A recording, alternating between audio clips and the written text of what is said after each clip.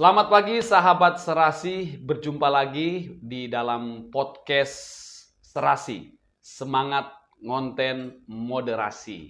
Tentunya dari Kantor Urusan Agama Denpasar Selatan. Nah, hari ini, hari Senin, kita ada di dalam program apa, Pak?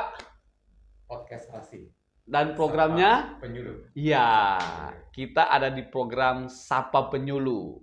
Dan sebagai tagline-nya Sapa Penyuluh adalah inovasi, kontribusi, inspirasi. Saya ulangi ya, biar semuanya tahu. Inovasi, kontribusi, inspirasi. Nah, sahabat Serasi, hari ini kita akan berbincang-bincang dan boleh saya katakan kita akan kupas tuntas bersama dengan Bapak Astike Wiguna. Beliau adalah rohaniwan dari agama Buddha. Nah, ada tema yang menarik atau topik yang akan kita bahas pada hari ini. Tapi sebelumnya saya sapa dulu Pak Astike. Selamat pagi Pak Astike. Ya, selamat pagi Mas Tony. Ya, gimana kabar Pak? Baik, sehat, semangat. Semangat ya. Cuacanya juga menunjang nih. Menunjang ya, iya. Pagi ini yang pasti saya mau tanya terlebih dahulu, Pak Astike sudah sarapan? Oh, sudah. Sudah. Pasti. Gimana Pak? Sarapan apa hari ini? Ada yang geprek tuh kemarin disiapin, jadi kita sarapan dengan Ayam geprek. Ayam geprek. Wah, pedas tidak? Ya lumayan lah, tidak terlalu pedas. Oke, tapi Pak Astike suka pedas ya? Suka pedas ya? Suka pedas. Wow, ya. Sama mungkin ya, Mas Tony. Saya juga suka pedas, tapi beberapa tahun terakhir ini saya mengurangi. Oh, mengurangi. Iya, saya mengurangi ya, karena ada gangguan dalam pencernaan Oke. saya. Oke. Nah, sahabat Serasi, kami di sini tidak hanya berdua, kami juga ditemani oleh operator di bagian podcast Serasi. Nah, sahabat Serasi yang luar biasa, saya juga percaya bahwa sahabat Serasi yang ada di rumah atau di mana saja yang sedang menyaksikan podcast ini, semua dalam keadaan baik, dalam keadaan sehat, dan juga dalam keadaan bahagia. Nah, Pak Astike, sebagai rohaniwan agama Buddha, nah mungkin banyak sekali pertanyaan di dalam umat, khususnya di luar umat Buddha, yang mungkin mereka punya pertanyaan tapi malu untuk ungkapkan. Nah, saya berharap pertanyaan-pertanyaan itu mungkin bisa disampaikan di dalam podcast pada pagi hari ini. Nah, yang pertama, Pak Astike, ya, Pak Astike, topik kita hari ini judulnya umat Buddha menyembah patung, tanda tanya, gitu ya. Nah, sebelum kita lebih dalam lagi membahas apakah benar bahwa umat Buddha itu menyembah patung, nah, mungkin yang saya mau tanyakan pertama gini, Pak Astike. Sejarah agama Buddha, Pak. Ya. Silakan, Pak. Ya, baik. Agama Buddha yang kita kenal sekarang ini itu asal usulnya kan memang dari India sana. Dari India? Ya. Oke. Dimulai dengan kelahiran Pangeran Siddhartha. Disebut Pangeran Ya, Siddhartha. karena memang dia lahir dari keluarga kerajaan. Raja sang ayah, Raja Suddhodana, kemudian ada permaisurinya. Tahun 923 sebelum Masehi. Wow, sudah lama sekali ya. 623. 623 sebelum Masehi. Sebelum Masehi lahirlah seorang pangeran di kerajaan Kapilawastu namanya. Kerajaan Kapilawastu. Ya, di India sana. Kemudian diberikan nama Siddhartha. Siddhartha. Nah, itu artinya tercapailah cita-citanya. Oh, oke. Lahir di sana, kemudian dari keluarga kerajaan ya. Oke Pak, sebentar ya. Pak, saya potong dulu Pak. Pemirsa atau sahabat Serasi, mungkin Pak Astika belum menggunakan clip on-nya. Nah, Oke. tidak masalah, tidak masalah. Iya, biar lebih jelas suaranya. Oke. Izin Pak, ya, Ya, situ aja. baik. Oke. Nah, Ya. tadi Pak sudah sampai di pada lahirnya seorang pangeran itu Ya. yang kalau saya tahu itu namanya Siddhartha Siddhartha Gautama ya. ya Ya, silakan lanjut Pak. ya Siddhartha Gautama kan diambil dari istilahnya klan atau marga. Klan. Hmm. Kemudian dalam perkembangannya Pangeran Siddhartha ini tumbuh menjadi anak yang cerdas, tampan, dan sebagai calon pewaris kerajaan. Tentu dia diarahkan, dibina untuk nanti satu saat mewarisi ayahnya sebagai raja. Di Kapilavastu kan begitu diperlakukan dengan baik, kemudian dididik dengan berbagai macam pengetahuan, didatangkan guru-guru yang ahli untuk mendidik dan membinanya. Nah, singkatnya dalam perjalanan remaja kehidupannya dia tuh dia mengamati ada beberapa fakta di dalam kehidupan ini. Jadi saya sebut aja Siddhartha ini ya. Ya. Siddhartha ini dalam perkembangan kehidupan akhirnya dia melihat beberapa fakta dalam kehidupan masyarakat. Iya, betul.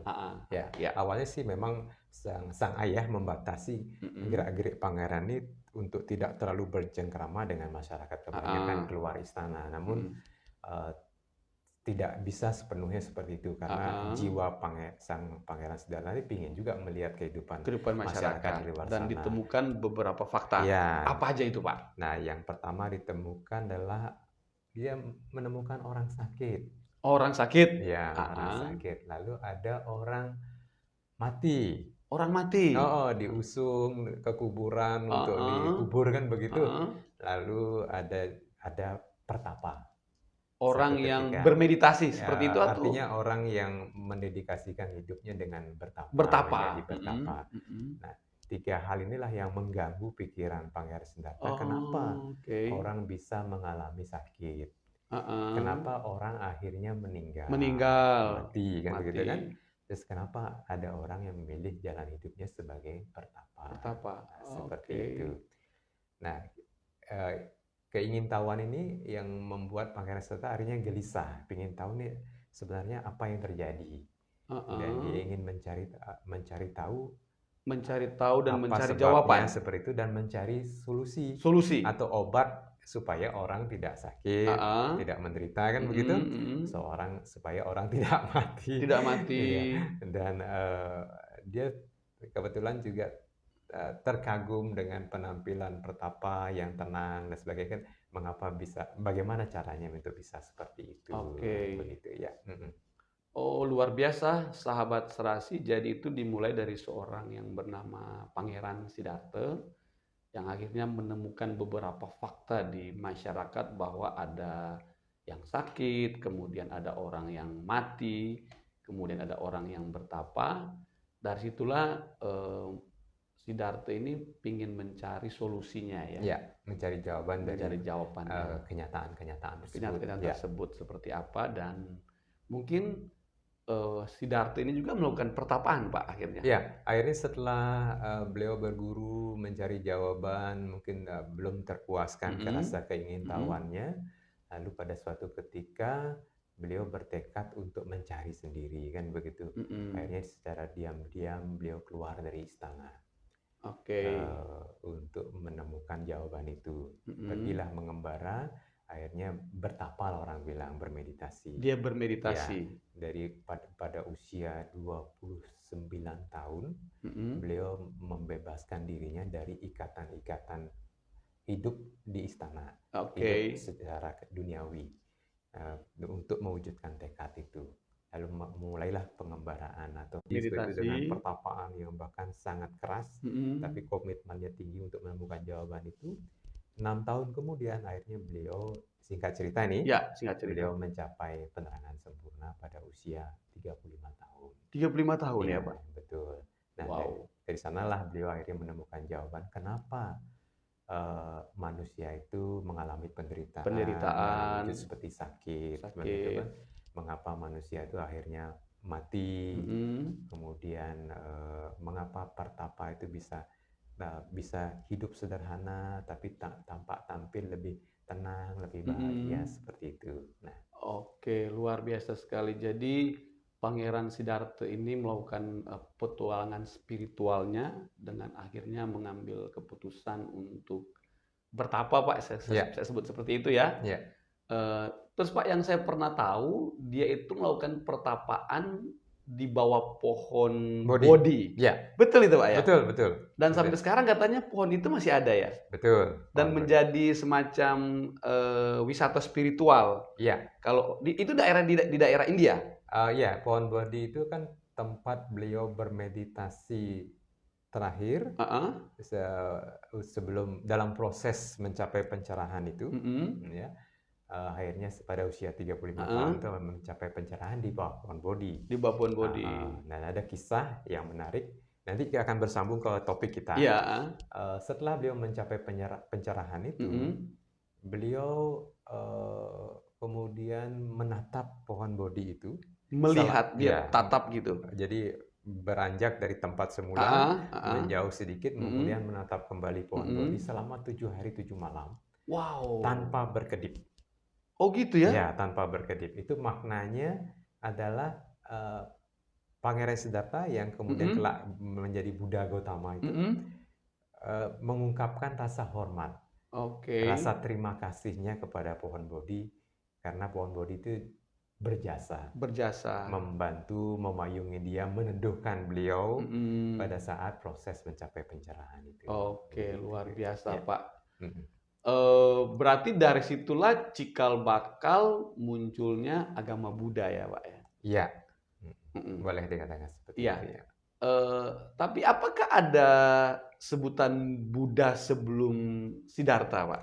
Ya, sebenarnya sebelum Buddha Gautama, ini yang saya pelajari, ada sudah cukup banyak Buddha-Buddha yang sebelum Siddhartha Gautama ini telah hadir di alam semesta. Di alam semesta. Saya tidak hafal semuanya, tapi bisa disebutkan beberapa. Sebutkan ya Pak, contohnya 1 atau 2. Ada Buddha,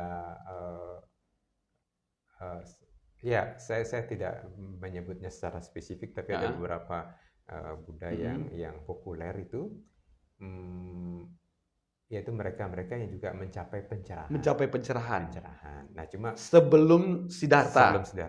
Cuma ada yang disebut dengan Sama Sambuddha, ada yang disebut dengan Paceka Buddha. Istilahnya Sama Sambuddha adalah mereka yang mencapai pencerahan kemudian mengajarkan ajaran atau dhamma itu kepada orang lain. Ya.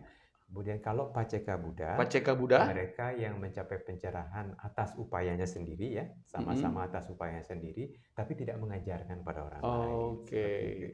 Nah, Buddha Gautama sendiri tergolong yang Sama Sambuddha, karena beliau mencapai pencerahan, tapi tidak memendam pengetahuan akan kebenaran itu untuk dirinya sendiri, tapi berbagi, mengajarkan pada orang lain karena cinta kasih kepada makhluk-makhluk yang ada di dunia ini. Seperti itu ya. Sahabat Serasi, luar biasa sekali kita mendapatkan pencerahan dari Bapak Astika ini. Ternyata sebelum Siddhartha Gautama sudah ada Buddha-Buddha yang terdahulu gitu ya. Luar biasa sekali. Nah, sedikit lagi Pak, sebelum kita masuk kepada topik apakah umat Buddha menyembah patung, yang saya tahu itu di dalam agama Buddha itu ada 2 aliran besar. Yang pertama itu kalau tidak salah disebut Hinayana. Ya. Hinayana. Yang kedua itu Mahayana. Betul. Bisa jelaskan Pak? Ya, ini perkembangan kan setelah Sang Buddha wafat, setelah parinibbana. Setelah wafat yang mana nih? Yang Siddhartha ini? Siddhartha Gautama. Wafat, kemudian? Karena perkembangan situasi dan kondisi pada saat itu, akhirnya agama Buddha berkembang ke berbagai wilayah lain di luar India. Berkembang ke berbagai wilayah dan negara mungkin ya? Betul. Asal mulanya di India, lalu berkembang ke selatan, seperti ada Sri Lanka, kemudian ada negara-negara di kayak Nepal, betul? Ya, Nepal, kemudian yang ke selatan lagi seperti Laos, Kamboja, Vietnam, Mm-mm. termasuk Muang Thai, Mm-mm. Thailand Mm-mm. sekarang, lalu ke Asia Tenggara, kan begitu kan? Lalu ada yang ke Asia Timur, Asia Timur seperti tuh daratan China, China, kemudian ada Jepang, Jepang, Taiwan dan uh, uh, sebagainya. uh, uh. Ya, ya karena proses mungkin bercampur baur, berakulturasi dengan budaya setempat, Mm-mm. khususnya yang Asia Timur Yang ke itu, Asia Timur ini. ya itulah yang melahirkan Buddha Mahayana. Oh, Nah, gini, berarti yang ke Asia Timur itulah yang disebut dengan Buddha Mahayana. Kemudian berakulturasi Berakulturasi dengan budaya-budaya budaya-budaya setempat. Ya, setempat. ya. Kemudian yang Hinayana belakangan populer dengan Theravada istilahnya. Theravada. Theravada itu artinya ajaran para sesepuh. Oh. Nah, ini yang berkembang dari India lalu ke selatan. Ke selatan. Ke Sri Lanka. Berarti lebih konvensional, Pak ya? Apa? Lebih konservatif? Bisa dikatakan demikian? Lebih berpegang kepada prinsip ajaran para sepuh dari penerus Sang Buddha sendiri, ada murid-muridnya. Murid-muridnya itu meneruskan ajaran-ajaran beliau. Nah, itulah yang disebut dengan para sesepuh. Para sepuh. Berarti itu yang disebut dengan, kalau saya boleh bilang, aliran Hinayana. Iya, kalau saya katakan demikian. Ya, sekarang populer dengan Theravada. Theravada itu. Ya, Oke. ya, seperti itu. Oke. Jadi, Pak, gini Pak, berarti kalau saya mau ambil kata yang sederhana, Hinayana atau Theravada itu dengan Mahayana ini lebih modern, Pak. Boleh katakan demikian? Saya kira juga tidak tepat seperti itu, karena yang Theravada pun juga bersentuhan dengan modernisasi. Ya, betul. Dengan modern ya. Ya. Oke. Begini Pak, kan tadi kan dia yang Mahayana itu kan dia menyebar ke Asia Timur, China. Nah, apakah Indonesia dipengaruhi oleh aliran itu, Pak? Ya, awalnya di Indonesia sejarahnya itu kan Mahayana yang lebih awal masuk ke Indonesia. Mahayana. Pada masa kerajaan Sriwijaya. Majapahit itu dari Mahayana yang banyak punya pengaruh di Indonesia.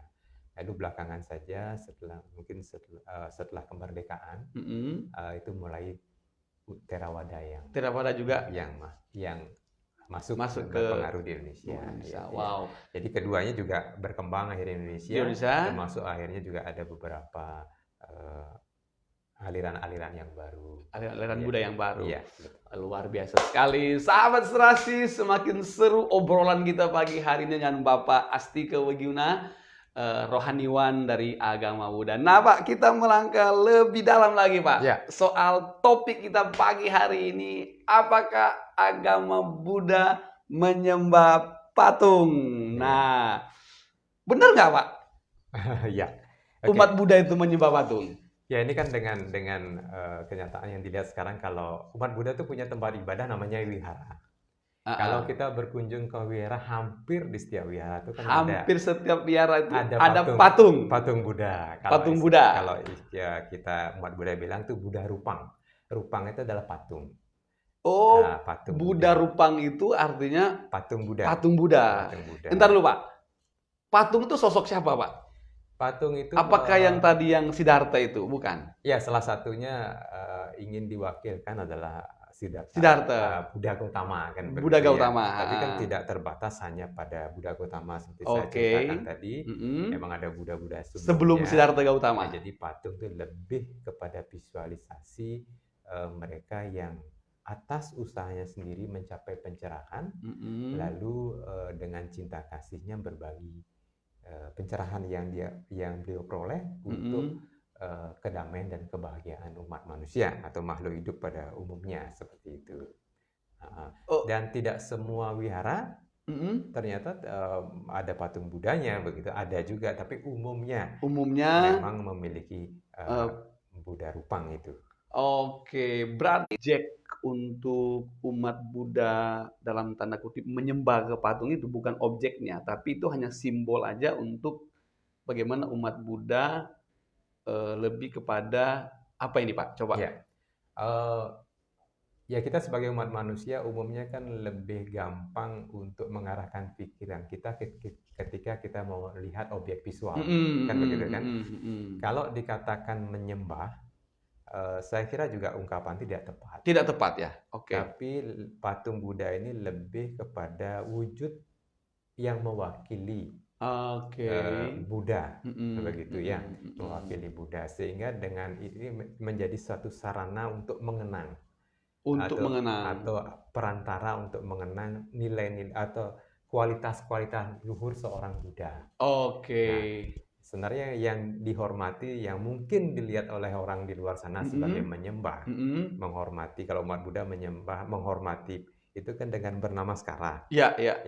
Jadi merapatkan dahi ini sampai menyentuh tanah. Mm-mm. Ya, itu kan kelihatan seperti menyembah. Seperti menyembah. Nah, sebenarnya di sini lebih tepatnya itu dia menghormati. Menghormati. Yang dihormati bukan patung Buddhanya, Bukan patung Budanya. tapi yang dibalik patung Buddha yang terwakili oleh patung Buddha itu adalah kualitas-kualitas luhur dari seorang Buddha. Kualitas-kualitas luhur ya. Itu yang nilai-nilai dihormati. moralnya. Betul. Demikian. Bagaimana Buddha Gautama itu berjuang mencapai pencerahan, tidak menyerah komitmennya yang tinggi kan begitu. Akhirnya setelah mendapatkan, beliau membagi dengan cinta kasihnya kepada semua makhluk agar makhluk-makhluk hidup itu juga terbebas dari penderitaan. Oke. Kemudian beliau itu juga ada guru bagi manusia tentunya, bahkan guru bagi para dewa. Beliau itu mengetahui segenap apapun yang terjadi di alam semesta. Nah, ini antara lain adalah kualitas-kualitas luhur dari Sang Buddha yang kita hormati sebagai umat Buddha. Wow, luar biasa sekali, Pak. Sama halnya seperti ini, sebagai contoh, kita menghormati merah putih. Apakah kita menghormati kain merah putihnya? Oke, betul kan ya. Tidak. Iya. Begitu kita melihat bendera merah putih, kita hormat, respect yang sangat mendalam karena kita mengetahui cerita tentang atau latar belakang sejarah di balik bendera merah putih itu. Ya. Bagaimana bendera merah putih itu bisa berkibar di Indonesia itu kan karena suatu proses perjuangan yang panjang. Betul. Dari pejuang, jadi ada nilai-nilai yang kita hormati itu nilai-nilai perjuangannya. Iya, bagaimana negara kita bisa berdiri di bawah bendera merah putih itu ada proses perjuangan yang panjang. Ya. Bagaimana pejuang-pejuang kita dalam berbagai aspek lini masa itu memperjuangkan bagaimana negara kita bisa berdiri. Kan itu yang kita hormati. Iya. Betul nggak? Iya. Ya kurang lebih seperti itu. Oke, sahabat serasi. Podcast Semangat Ngonten Moderasi dari Kantor Urusan Agama Denpasar Selatan. Semakin seru. Bersama dengan Bapak Astika Wiguna, seorang rohaniwan dari agama Buddha. Pak, sebelum kita lanjut, kita seruput kopi dulu. Ya, podcast serasi ya. Tos dulu, Pak. Ya. Terima kasih. Seruput. Wah, ini buatan Gustama ini. Cocok nih di pagi hari. Iya, cocok sekali. Kita lanjut lagi, Pak. Baik, silakan. Ya. Saya semakin tercerahkan ini. Jadi, sahabat serasi, umat Buddha itu kalau ke vihara itu, kemudian kita lihat kayak sujud gitu itu ya. Itu bukan menyembah seperti yang dijelaskan oleh Pak Astika tadi. Itu adalah bentuk penghormatan di balik boleh dikatakan perjalanan spiritual Sang Buddha ya, Pak. Bukan untuk patung itu, tapi di baliknya itu ada ceritanya. Cerita spiritual yang nilai-nilai luhur yang dihormati. Betul. Jadi bukan menyembah tapi menghormati. Betul. Oke. Kita lanjut Pak Astika. Wow, semakin luar biasa. Pertanyaan berikut, apakah di dalam ajaran umat Buddha ada yang namanya ajaran menyembah patung? Ya, jadi sebenarnya begini, tegasnya tidak ada. Tidak ada. Patung Buddha itu baru dikenal oleh umat Buddha setelah sekitar 650 tahun Sang Buddha lahir. Maksudnya Pangeran Siddhartha lahir. Berarti sesudah 650 tahun sesudah beliau lahir. Ya. Wow. Jadi abad ke-1 Masehi. Anggaplah abad pertama Masehi baru dikenal patung Buddha. Adanya patung Buddha. Tadinya simbol-simbol penghormatan kepada Buddha itu tidak berupa patung. Salah satunya pohon bodhi. Awalnya tidak berupa patung. Salah satu pohon bodhi.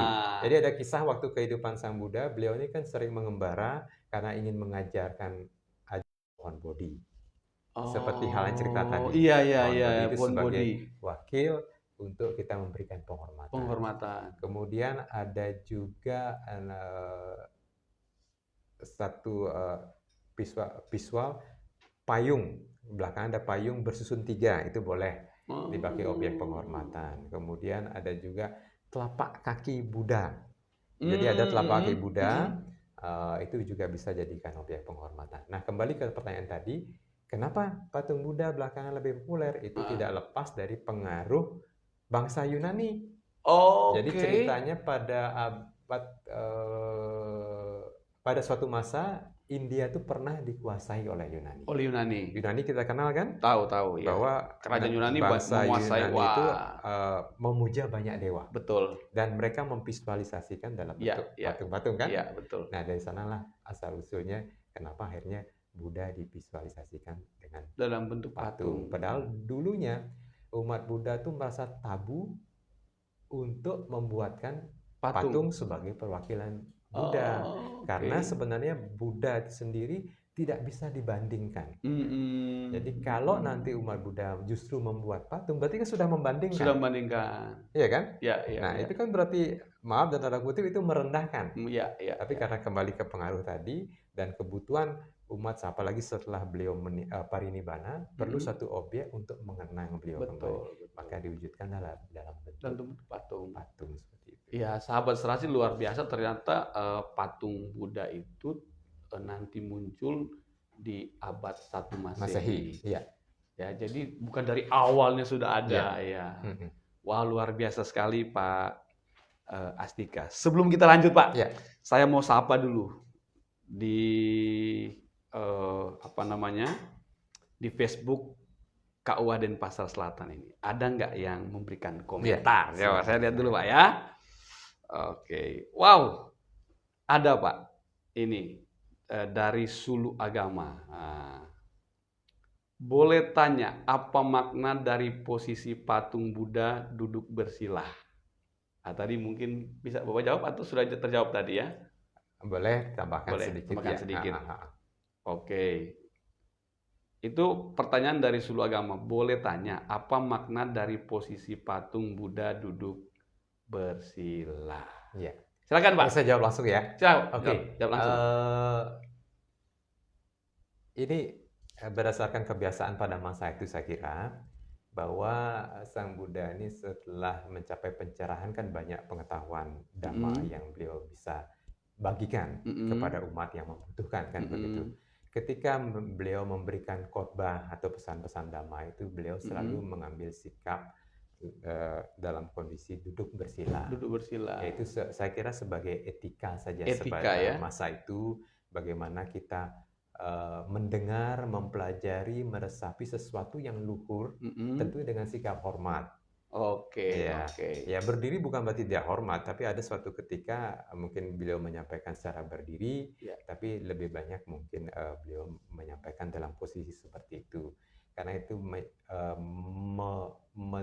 menampilkan citra bahwa beliau itu siap mengajarkan dan umat juga siap mendengarkan, menerima. Jadi kalau ketika orang tidak siap menerima Dhamma, kemudian sang guru juga tidak siap memberikan, kan juga tidak bermanfaat. Saya kira itu luar biasa sekali. Kenapa bersila. Luar biasa. Terima kasih Pak Astika ya untuk jawabannya pertanyaan dari Sulu Agama. Yang kedua ini hanya komentar saja dari Ida Bagus. Ini Gus Bawe ini sebenarnya. Rekan kita nih. Dia hanya memberikan komen keren KUA Densel. Oke. Pak, kita lanjut Pak. Mungkin ini yang terakhir Pak ya. Ini mungkin yang terakhir. Bagaimana sikap umat Buddha yang tepat ya terkait adanya anggapan bahwa umat Buddha menyembah patung? Nah, konsep menyembah itu saya terjemahkan kalau kita memberikan penghormatan, lalu kita meminta sesuatu. Meminta sesuatu dengan harapan objek yang kita sembah itu bisa mengabulkan permintaan kita. Itu konsep menyembah. Sedangkan dalam konteks yang kita bahas hari ini adalah kita menghormati. Menghormati. Jadi menghormati, yang pertama halnya adalah sikap kita adalah dengan melihat Buddha Rupang yang itu ada di wihara atau dimanapun, ya kita memberikan hormat. Sebagai perwujudan hormat kita kepada ajaran kebenaran, kepada tiga mustika, kalau orang umat Buddha bilang, kepada Buddha itu sendiri, yang sosok yang tercerahkan, lalu kepada Dhamma. Dhamma itu adalah ajaran kebenaran, lalu kepada Sangha. Sangha itu adalah siswa Sang Buddha yang meneruskan ajaran-ajaran beliau. Jadi penghormatan. Menghormat kan? Ya, lalu yang kedua, pemahaman yang benar di balik menghormati kita timbul satu dalam batin kita ada kualitas-kualitas yang kita perlu teladani. Jadi kita menjadikan objek Buddha Rupang ini sebagai sumber inspirasi. Bahwa Sang Buddha telah memberikan contoh bagaimana bersikap yang benar. Contoh sikap yang benar adalah bagaimana dalam ajaran Buddha itu kita menanam dulu, baru menuai hasilnya.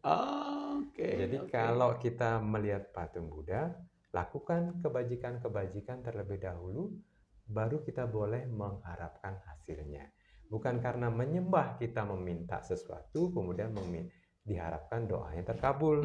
Tapi kita melakukan dulu hal-hal yang baik, kemudian kita boleh mengharapkan hasilnya, kan begitu. Nah itu sikap yang benar. Saya kira bukan hanya umat Buddha ya, saya kira umat yang lain pun melakukan yang sama. Tapi saya ingin tekankan kepada umat Buddha bahwa itulah sikap yang benar, bagaimana kita menghormat dalam hal ini kepada Buddha Rupang itu, kan begitu. Wah, luar biasa sekali. Sahabat Serasi, sebagai kesimpulannya ya, bahwa dari topik yang kita perbincangkan pagi hari ini, umat Buddha itu tidak menyembah patung. Itu kesimpulannya. Menghormati, tidak ada istilah menyembah ya, Pak. Menghormati, dan bukan kepada objek patungnya, tetapi semacam sejarah di baliknya itu ada nilai-nilai kualitas, nilai-nilai luhur dari Sang Buddha yang kita perlu teladani. Yang perlu diteladani. Kemudian sikap yang benar itu adalah penghormatan dan menginspirasi. Jadi hal-hal baik apa yang bisa menginspirasi kita dari Sang Buddha. Betul. Lalu dibarengi dengan kita melakukan dulu sesuatu yang bajik, lalu bolehlah kita berharap sesuatu yang baik pula yang akan kembali kepada kita. Kan prinsip pertanian kan? Menanam dulu, baru panen. Dan tidak bisa panen dulu, menabur menuai. Betul, dalam Kristiani kan dikenal tabur tuai ya. Tabur tuai. Iya Pak Tony ya. Iya. Oke. Sahabat Serasi, luar biasa sekali perbincangan kita di podcast Serasi, semangat konten moderasi dalam program Sapa Penyuluh, inovasi, kontribusi, inspirasi. Closing statement Pak Astika Wiguna kepada sahabat Serasi, silakan. Ya, setelah kita berhasil menanamkan visual bahwa Buddha Rupang itu seperti itu, kita melihat Buddha Rupang itu sosok yang anggun, yang kalau kita perhatikan senyumnya penuh cinta kasih, kan begitulah. Itulah yang harus kita pegang. Bagaimana itu ditanamkan dalam hati, sehingga Buddha Rupang itu nanti ada di hati. Kemanapun kita pergi, kita selalu ingat bahwa hal-hal yang baik yang beliau pernah teladani itulah yang harus kita jalankan dalam kehidupan sehari-hari.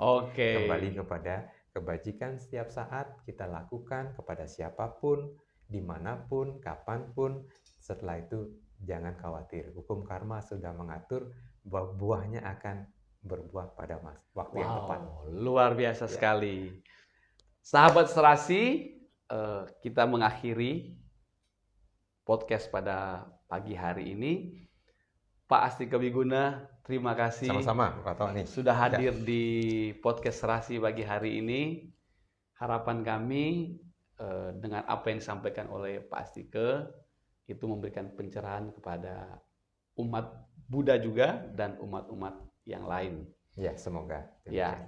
Dan terima kasih buat Gustama yang sudah menjadi operator pada pagi hari ini.